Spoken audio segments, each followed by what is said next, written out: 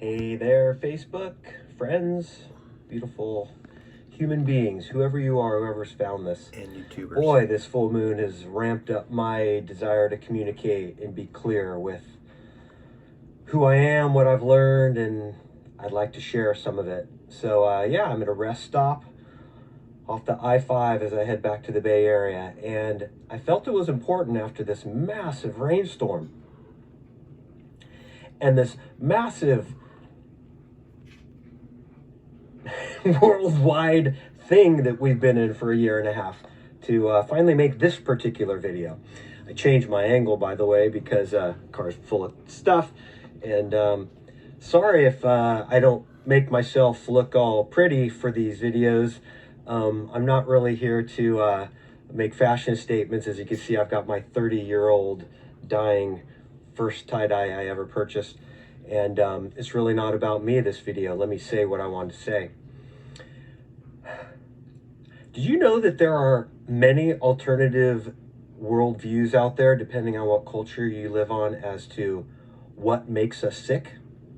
Yeah, it's not always been agreed upon. And because I've been practicing and doing Chinese medicine for so long, I'm going to share that perspective just to give you some things to think about.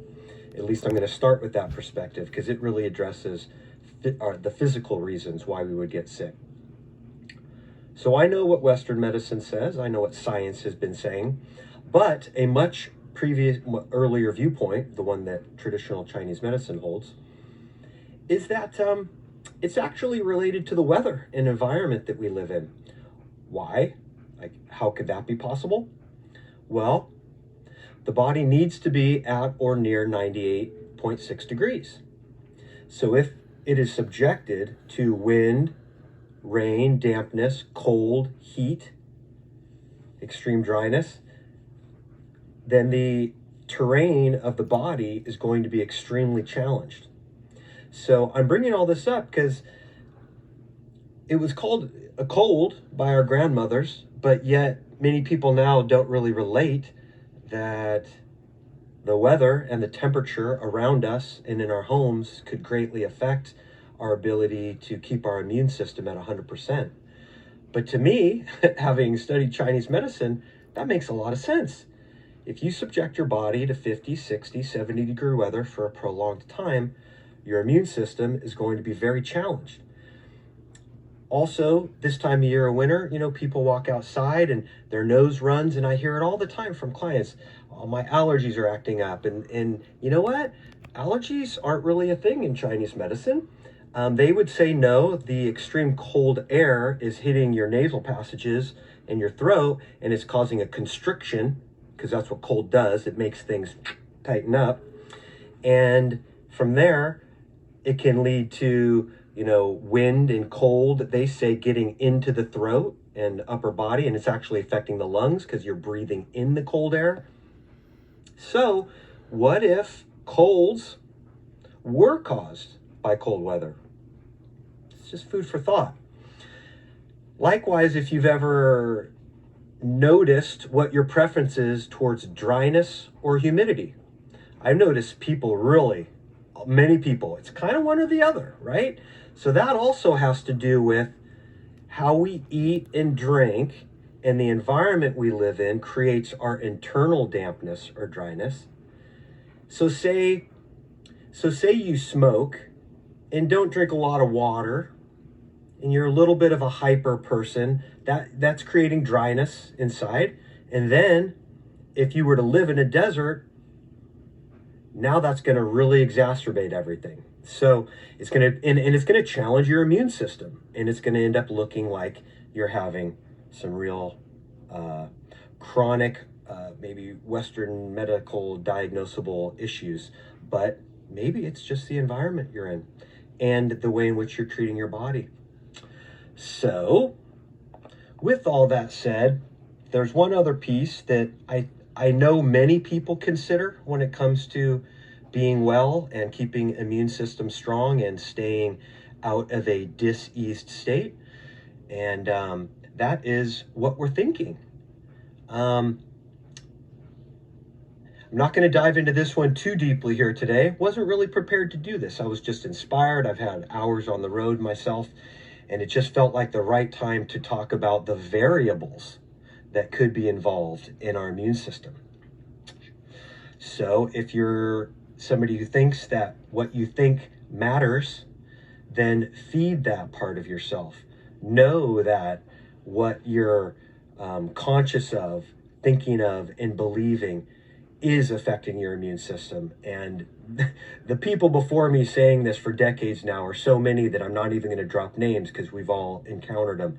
But it's a point in time where if we're not considering what we're thinking, believing, and expecting, and how that relates to the immune system and the very exact, real, literal results that our physical body manifests, it's time to really put those together. Like, oh, I always get sick a couple times a year. Well, when does it happen? I'm going to guess it happens when the weather gets colder because of everything else I've just been saying.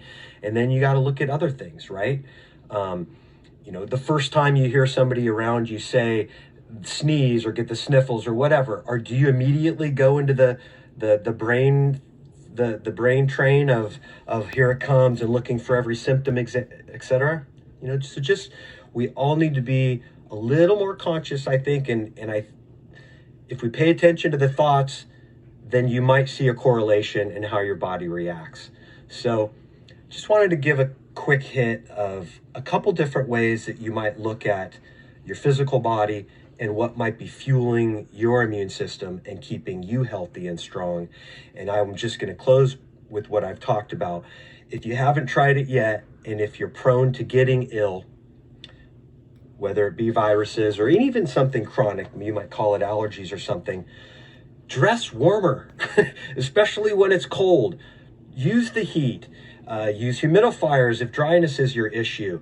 Wear scarves, wear hats, because you got to keep the heat from the top of the head from evaporating off. So please stay warm, and stay warm in your heart with being loving to yourself. Think good things.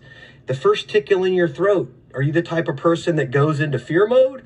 Or do you go into, well, oh yeah, now I got to take this and do that and take care of myself and take a bath and, take care of yourself. And that is the last thing I'll say, a Chinese medicine hack for the first signs of an illness. If you've gotten cold, if you've caught in a chill, if you feel that tickly throat and your histamine system is kind of going off, creating phlegm, spend an hour or two in a warm bath, shower, or sauna. Sweat it out. Bring your body so far over 98 degrees that it compensates for that chill. Why? So your body can relax. What's really happening when you're getting sick is you're under extreme stress. And that's why many of us have even noticed that just mental or emotional stress without being in cold weather can be enough. So more and more, I'm going to be sharing the wisdom from Chinese medicine, from metaphysical thinking, because it's what I've been passionate about for 30 years. And I've been opening my mouth regularly in rooms one-on-one with people, but I'm going to be doing it more here. And if you're looking for any health consults in this new world that we're in, I am beginning to make myself more and more available on Zoom and on FaceTime to give you support in whatever way that can be. And it may not be the case anymore where I'm able to put my hands and acupuncture needles and herbs into you. And to be honest, I don't even feel like that's fully and totally necessary. We can all heal through other avenues. So if you made it this far, I so appreciate you listening. Share it and tell me what you think. Tell me maybe even some other topics you might want me to riff on. All right? Peace, love, namaste.